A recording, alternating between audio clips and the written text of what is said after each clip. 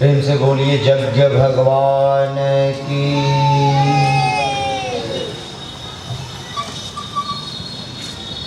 श्री विष्णु भगवान की।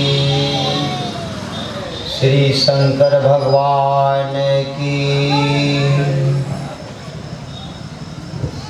श्री कृष्ण चंद्र भगवान की। सुश्री लक्ष्मी माता की। सुश्री दुर्गा मैया की। सरस्वती माता की। श्री श्री सद्गुरु भगवान की। श्री हनुमंत लाला की। प्रेम से बोलिए लखन लाल की। वृंदावन बिहारी लाल की। ओम राधे राधे।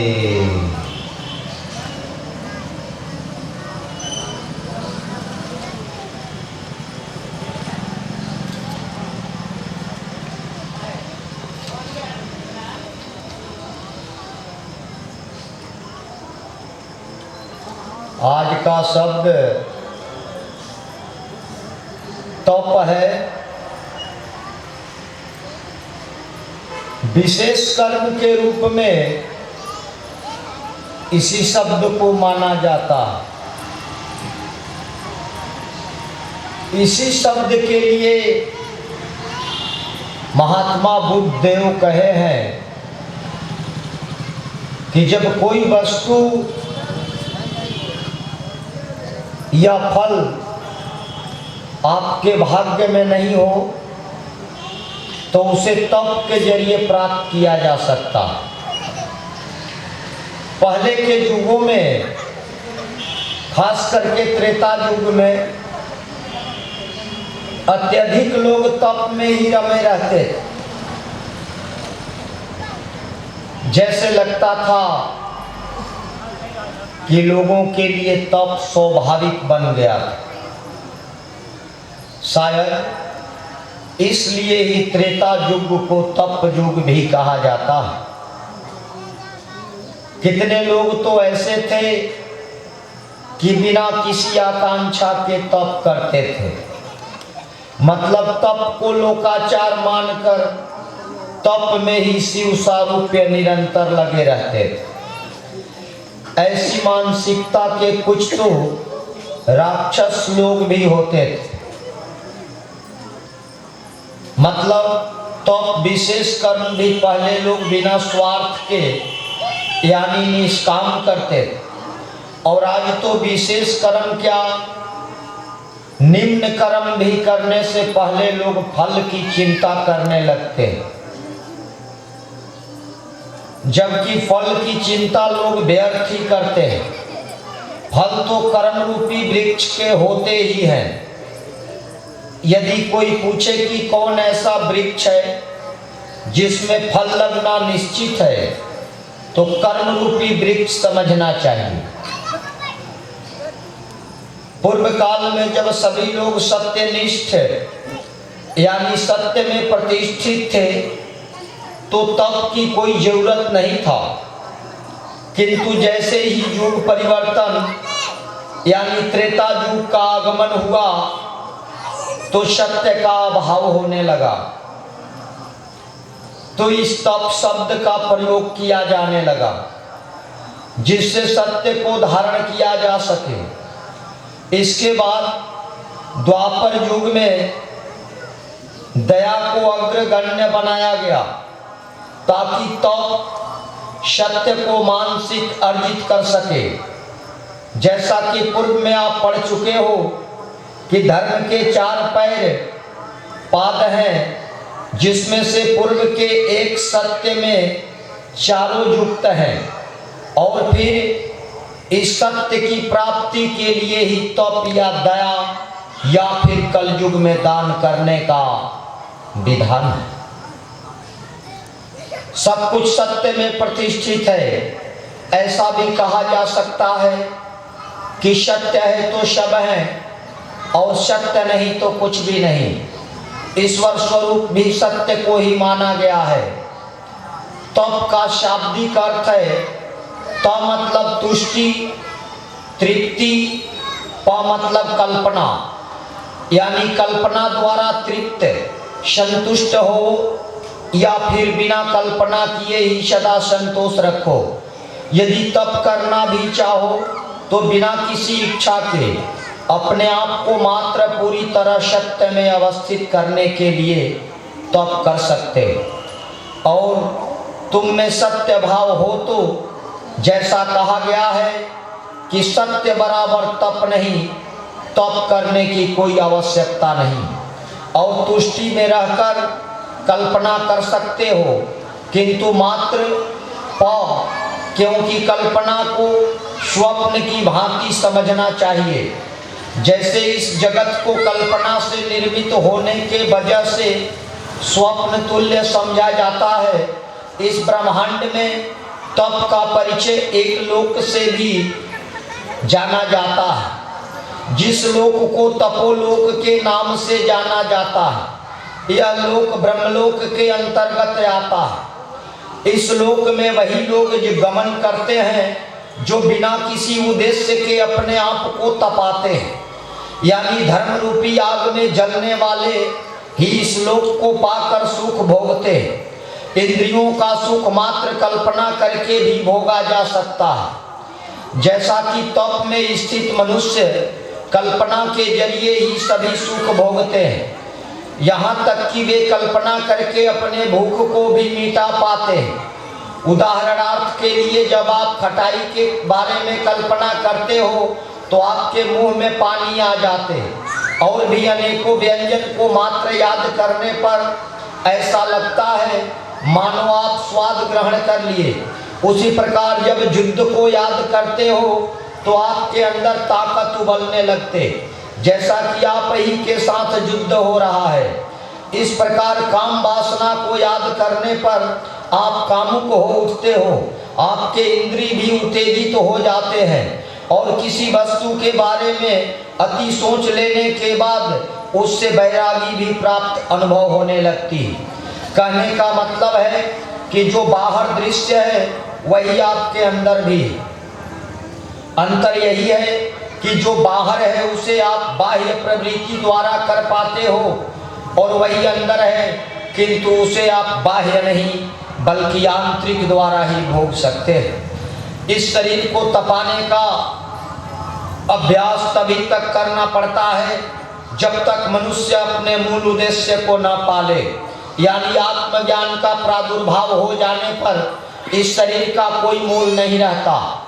इस संसार के सभी वस्तु मात्र माया है। जो वास्तविक प्रतीत हो रहे हैं, वास्तविक तत्व तो मात्र सत्व है, जिसमें अवस्थित होने पर सभी सुलभ आसान महसूस होने लगते, अर्थात तप सत्वमय होने के लिए किया जाता है। या दुर्लभ से दुर्लभ कार्य को सिद्ध करने के लिए तप किया जाता है।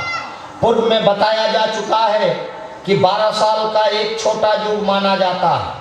अन्य युगों में तो हजारों वर्ष तपस्या करना पड़ता था, किंतु इस कली काल में मात्र 12 वर्ष किसी भी सिद्धि के लिए काफी है। यानी जब आपको किसी तरह से ज्ञात हो जाए कि अमुक वस्तु आपके भाग्य में नहीं है, तो या तो अति कठिन कार्य आभास हो यानी अनहोनी सा लगे, तो उसे सिद्ध या प्राप्त करने के लिए आप कम से कम 3 दिन से लेकर अधिक से अधिक 12 साल तक उपवास कर सकते हैं।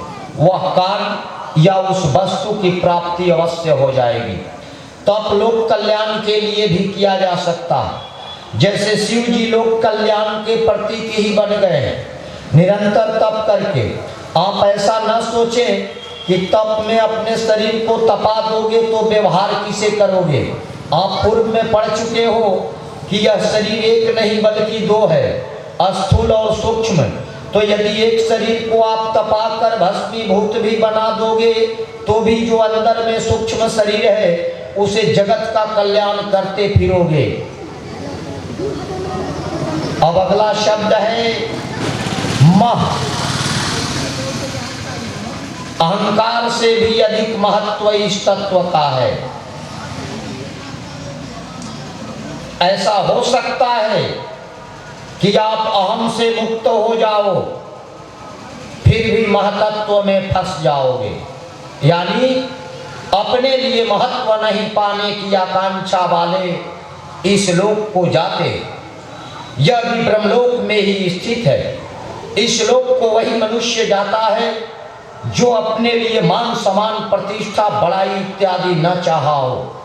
अपने लिए जो कुछ भी न चाहता हो उसके लिए भी परमात्मा एक विशेष स्थान लोक की रचना किए है, जहाँ जाने पर एक विशेष प्रकार की अनुभूति मिलती है। जब आप कुछ चाह कर यानी फल के लिए ही कोई कार्य करोगे तो इस लोक की प्राप्ति नहीं होती।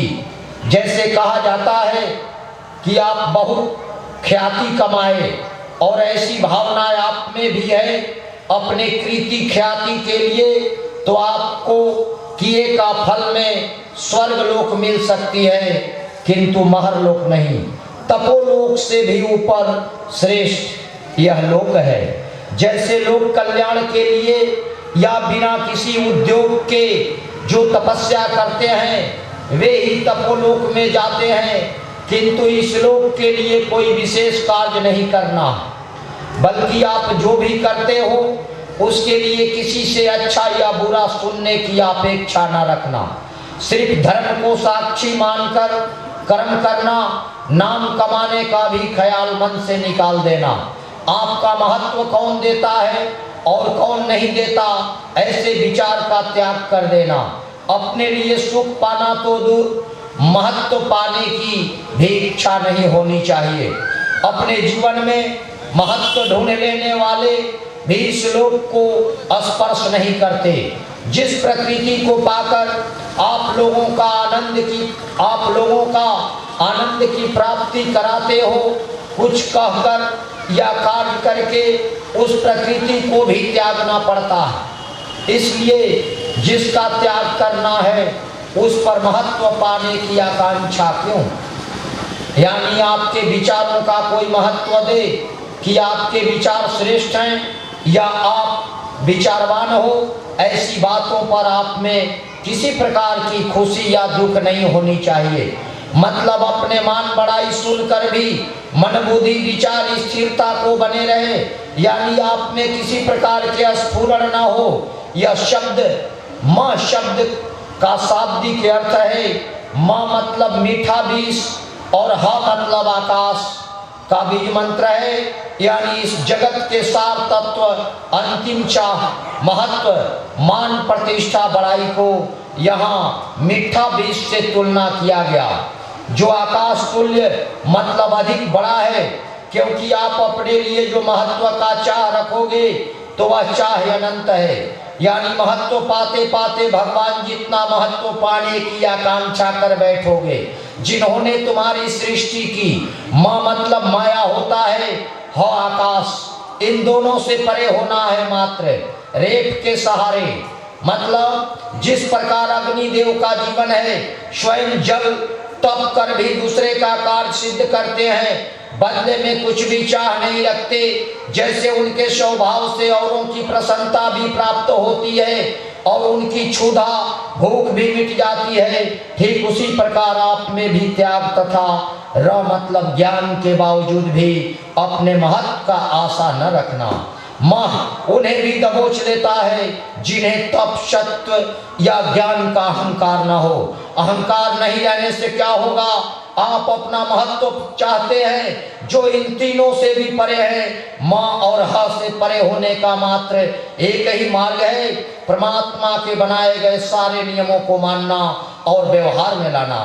फिर भी अपने आप को अकर्ता मानना, यानी किसी वस्तु या व्यक्ति से किसी प्रकार की अपेक्षा न रखना और न ही अपने आप पर गर्व करना कि मैं अमुक कार्य किया या मैं प्रदाता हूँ। ऐसी भावना नहीं आने पर मनुष्य अपने आप को रकार में स्थित कर सकेगा, जिसे माँ मतलब भोग, हाँ मतलब विस्तार से छूट सकेगा, यह लोक उसे नहीं मिलता जो अपना महत्व इस लोक में चाहते हो। जो महा बना वह मह को नहीं पाएगा, बल्कि जिसे मात्र लोग महा संबोधित किए और वैसी अवस्था में भी वह शम रहा, वही महरलोक में जाता है, जो सत्य तथा तपोलोक से भी ऊपर दूर है। कहने का तात्पर्य है कि मोह में महा मही और यहाँ तक कि मह की भी इच्छा नहीं रखने से ऐसा अनुभव होगा कि यह लोक ही महलोक की भांति है। इस लोक को पाने के लिए कोई कर्म नहीं करना, बल्कि क्या करने से, या मन संकल्प का त्याग करने पर, या फिर आपके मन की दशा ऐसा हो कि निस्वार्थ के साथ साथ अपने लिए किसी से नाम की भी आकांक्षा न रखने पर वह लोक यही आभास हो जाएगा। फिर तो वहाँ भी अवश्य भाग पहुँचाएगा। मह ब्रह्मांड का भी सूचक है। जिस प्रकार आत्मा इस शरीर में रहकर भी भिन्न है, उसी तरह मह इस ब्रह्मांड का विषय होकर भी इस ब्रह्मांड से भिन्न है। जैसे मछली को पानी के बारे में सोचना नहीं पड़ता क्योंकि वह सदैव पानी में ही रहती है, उसी प्रकार इस ब्रह्मांड में नियम पूर्वक रहकर जीवन में विशिष्ट कर्म करने के बावजूद भी अपने बारे में निसंकोच रहना और इस ब्रह्मांड की भी चिंता न करना महरलोकी का पहचान है। प्रेम से बोलिए जनता जनार्दन की। अब एक शब्द आया है जिसका नाम है जन्म। जन्म लोग कह देते हैं के आई बा, अरे हित जन आई बा, कोई जन रहन, 5 जन रही रह। जन्म कहाँ से आया? जन्म में से वो पाई हटा दे तो जन न बन जाई।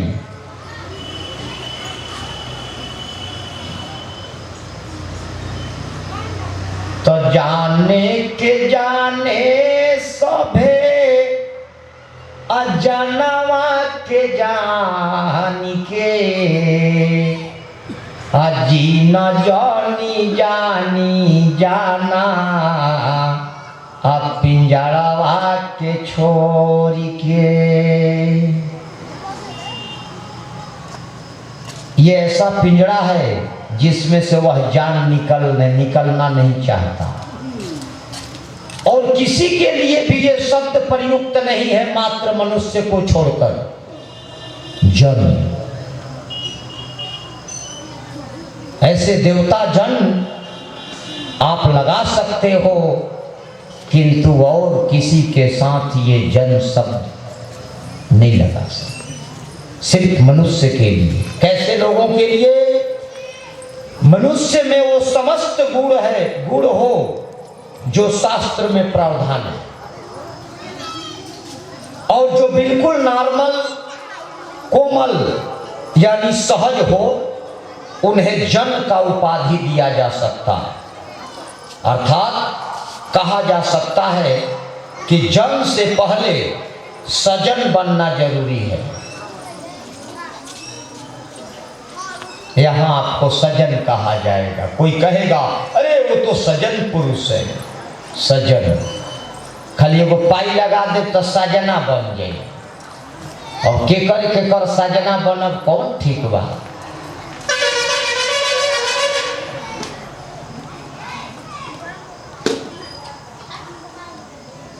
एक संत का तुलना भी जन से किया जाता है। संत जन आए क्योंकि वो मनुष्य ही है जो संत बने। महलोक से भी ऊपर ये जनलोक का विस्तार है। अब बताइए, उस महलोक से भी ऊपर है। चूंकि महलोक में जाने वालों को अपने बड़प्पन का बोध रहता है, किंतु जनलोक में वही जाते हैं जो सजन कहलाने के लिए शुभ कर्म नहीं करते, बल्कि उनका स्वभाव ही सद्भाव में परिवर्तित हो जाता है। वे अपने स्वभाव से कभी किसी के प्रति दुराचार नहीं करते, यहाँ तक कि उन्हें दुराचारी भी सदाचारी के भांति दृश्य होते। वे दूसरों के प्रति कोई उपकार का भी भाव नहीं रखते, सिर्फ अपकार से भय मानते। मतलब हमसे कोई बुरा कार्य न हो जाए, हम पर कलंक न लग जाए, कोई गलती न हो जाए, इससे वो डरते हैं। आप जनलोक गमन की इच्छा रखते हो तो अपने आप को हमेशा बच्चा सा आभास करो, यानी झूठ कपट छल विद्या, या ये समझो कि जो तुम्हें मिला उसे बचाए रखो। परमात्मा ने तुम्हें ब्रह्म ज्ञान देकर भेजा है, उसे तुम खोने मत दो। जो मनुष्य के लक्षण हैं वो तुम में बरकरार रह सके, ऐसा ही करो। किसी विशेष वेशपद शब्द की इच्छा न रखो, जो करो परमात्मा द्वारा रचित मानकर, यानी श्रद्धा युक्त करो। फल तो दूर, सफल के बारे में भी न सोचो। और ऐसा तभी हो सकता है जब मूल कर्म को धारण करोगे, नित्य कर्म। नित्य कर्म शब्द पर जब भी मेरी वाणी आती है तो लगता है अब आगे कुछ न बोलूं। यदि 2016 6 अप्रैल को शायद मैं वन गमन कर गया होता तो यही मात्र नित्य कर्म जो बताया जा चुका है आप लोगों को, खाना, नहाना, चलना, सोना, मुस्काना, इन 5 को मात्र नित्य कर्म कहते हैं। और इन 5 को करने वाला ऐसा कोई व्यक्ति नहीं हुआ जिसने 6वां तत्व परमात्मा को नहीं पाया, मात्र नित्य कर्म से।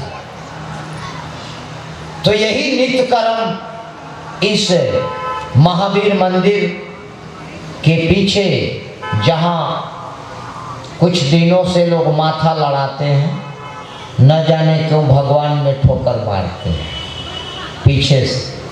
ऐसे कहा गया है परिक्रमा में रुकना नहीं है, बाकी परिक्रमाएं आगे से लोग करेंगे, माताएं भी करेंगी, पिता भी करेंगे, और पीछे जब आएंगे तो दोनों हाथ ऊपर उठाकर दीवार पर बाइज्जत रखकर और कपार से ढाही मारेंगे हनुमान जी के पीछे से। न जाने क्यों करते हैं।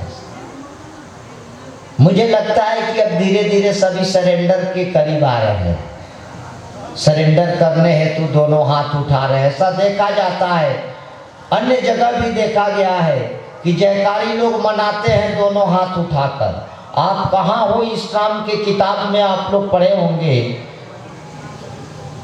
सभी देवताओं पर दोनों हाथ उठाने का प्रावधान नहीं, सिर्फ भगवान शिव पर ही दोनों हाथ उठा सकते हैं, अन्यथा एक हाथ उठा सकते हैं। लक्ष्मी माई के जय, दुर्गा माई की जय, विष्णु भगवान की जय, कलकत्ते वाली माई की जय, पटना वाली माई की, आरा वाली माई की, ससराम वाली माई की, पहाड़ी वाली माई की। एक हाथ पर सब हो जाएगा। कहा गया है कि एक हाथ से मनुष्य इतना पुण्य कमा सकता है कि उसकी ब्रह्मा से लेकर जितनी भी पीढ़ियां आएगी सारी सुख भोगते भोगते थक जाएगी, फिर भी उसका पुण्य समाप्त नहीं।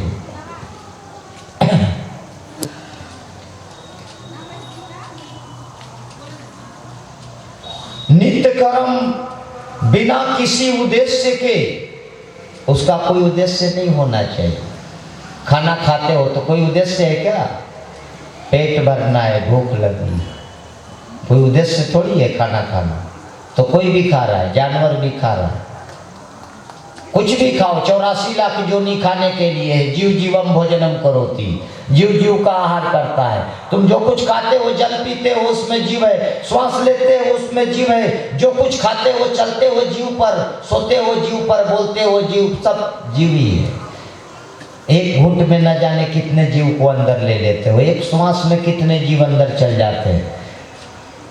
आंख से एक बार निमी से पलक गिराते हो तो कितने जीव मृत्यु के घाट में चले जाते हैं। उससे क्या मतलब? हत्या तो हो रही, ये सृष्टि का नियम है।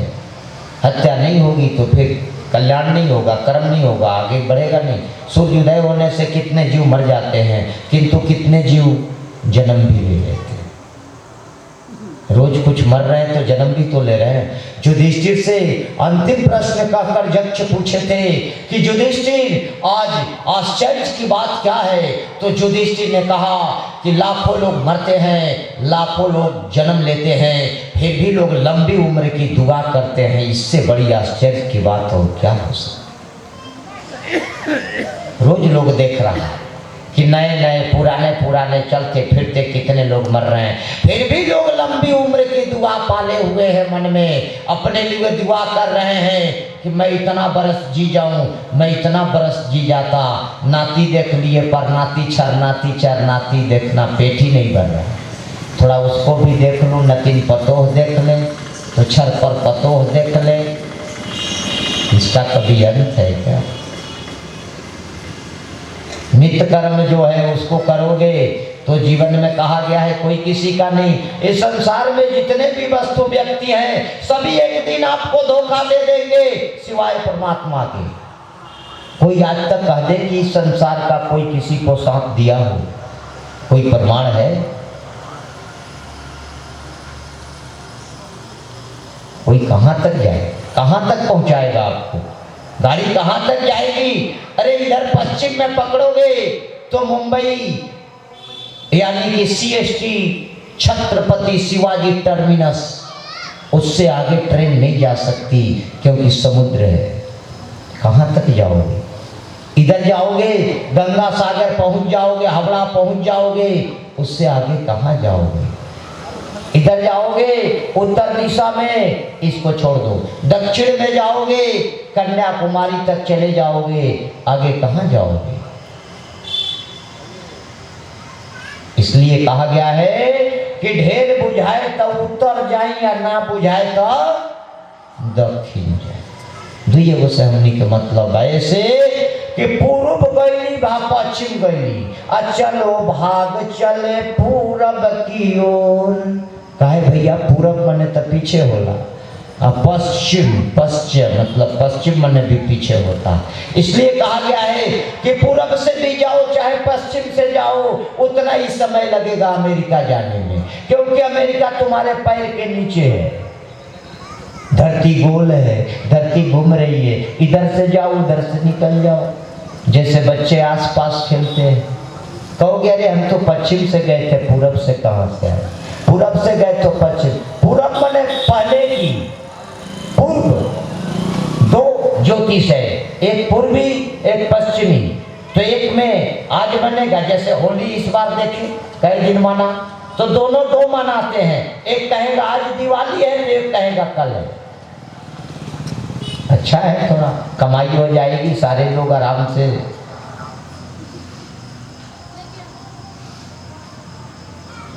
तो पूरब पश्चिम एक ही है। पश्चिम माने पीछे, पीठ, और पूर्व पूर्व पूर्व।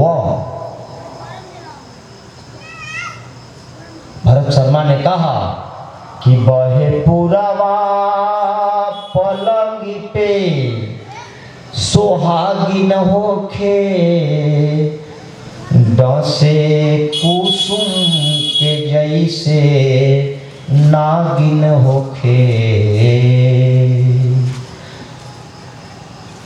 पूर्वा का हो काहे बहला, उतना ओने हम नहीं जाई चाह कि पूर्वैया कैसे उत्पत्ति भई। अब पछया का हो, पछया गरम काहे होला, अब पूर्वैया ठंडा काहे होला, वो हमरा से ज़्यादा रौरा सभे जाना तो कब जा। तो नित्य कर्म बिना किसी उद्देश्य के अपने आप को इतना आसान कर लो कि सुगम कहलाने लगो। ऐसा जीवन यापन करो कि तुम्हारे दिमाग में किसी बात की चिंता न हो, यथा तुम्हारे चेहरे पर कुछ भी लिखा न हो, बिल्कुल बच्चे के समान। कठोरता अपने वासनाओं को रोकने के लिए अंदर ही अंदर जताना, बाहर से नॉर्मलता का हद लगा देना। ज को दया से तथा न को निराकार से लिया गया है, इसलिए दया की तो मानो आप मूर्ति ही हो। आपके कार्यों से ही नहीं बल्कि आपके रोम रोम से लोक पुलकित हो, यानी आपके रोम रोम में लोगों को धर्म दर्शन हो और सरलता का बुद्ध हो। नीर के जैसा आकार, मतलब आप जल के समान स्वच्छ हो जाओ ताकि कोई भी आपसे आनंदित हो, सबकी प्यास आपको देखकर बुझते रहे तथा किसी भी सांचे में आप प्रवेश कर सके और आप में भी सभी घुल मिल सके। देवों की पूजा उनके रूप पर नहीं बल्कि उनके चरित्र पर की जाती है। हालांकि उनके स्वभाव और गुणों के वजह से ही सुंदर रूप मिले, जिससे वे मूर्ति में बिल्कुल सीधे एवं शांत मुद्रा में विराजमान रहते हैं। वे भी इस पद से यानी जन्म से होकर ही गुजरे हैं। ऐसे अभी भी वे प्राकृतिक के कार्य में नियुक्त हैं, जैसे आप सरकार के कार्य में नियुक्ति चाहते हो। अंतर यही है कि आप में ऐसा भाव नहीं है और वे देवजन सिर्फ दिया करते हैं, जिसके फलस्वरूप उनको देव जो सदा देता हो नाम दिया गया है। सदा देने के वजह से, जो सदा देता हो। आज तक देव ने किसी से कुछ लिया ही नहीं। प्रसाद चढ़ाते हो घर ले जाते हो, जीव जंतु चढ़ाते हो घर ले जाते हो, क्या चढ़ाओ? भगवान को चढ़ाने का मतलब भी जानते हो क्या होता? नहीं जानते। भगवान को कहाँ चढ़ा? भगवान को अब तक किसने पूजा? किसी ने पूजा ही नहीं। तो सबने अपने आप को पूजा, अपनी आत्मा को पूजा। शंकराचार्य से उनके गुरुजी कहे कि तुम्हें भगवान शिव का दर्शन होगा, तो शंकराचार्य जी कहे कि ऐसा क्यों महाराज? आप ये किस आधार पर कह सकते हैं कि शंकराचार्य मतलब मुझे शंकर जी का दर्शन होगा? तो उनके गुरुजी बेचारे साफ बोल दिए, कपटी नहीं थे, साफ कह दिए कि ऐसा है कि क्योंकि तुझ में ही मुझे भगवान शिव का दर्शन हुआ। बताए, गुरु को शिष्य में भगवान शिव का दर्शन होना। आप क्या नहीं जानते? बच्चे ईश्वर होते हैं। जब छोटे बच्चे रहते हैं तो वे क्या आपके सच्चाई को नहीं बता देते? वो झूठ पकड़ने की मशीन नहीं लगते? फिर भी आप सब झूठ नहीं छोड़ते। झूठ पकड़ने की मशीन औरत से बनाई गई, क्योंकि औरत का दूसरा नाम झूठ है। अब जो झूठ खुद बोलती हो, जिसके जीवन का दूसरा नाम झूठ हो, उससे कोई सोचे कि हम झूठ बोल दे तो भैया गुजारा कहाँ से होगा? कहा गया है चमैन के आगे कोंक छिपता है। तो औरत खुद झूठ की मशीन है और आप सोचोगे हम औरत के पास झूठ बोलकर निकल जाए। अरे भैया, आदमी के पास निकल जाओगे, अपने साहब को मूर्ख बना सकते हो। गुरु शिष्य को मूर्ख बना सकता, बाकी औरत को चाहोगे कि हम झूठ बोल दे? अरे वो तो खुद उसमें स्वभाव है, उसके आगे तुम्हारी झूठ कैसे चले? इसलिए कि उसका माप भी है। झूठ से क्या होगा? ये मुंह से तो जो कुछ कहा जाता है वो झूठ है। मैं जो कुछ कह दे रहा हूं वो झूठ है, लिख दिया तो ये सब झूठा हो गया। लोगों के लिए लीक हो गया, लीक हो गया तो खत्म। जब तक इसमें चल रहा था तो सच्चा था, बाहर निकल गया तो कच्चा हो गया।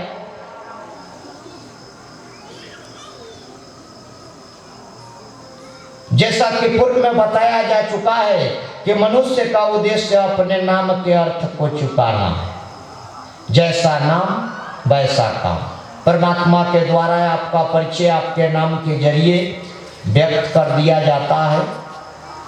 अपने नाम के अर्थ को चुकाने का कोशिश करने में आप जन अवश्य बन जाओगे।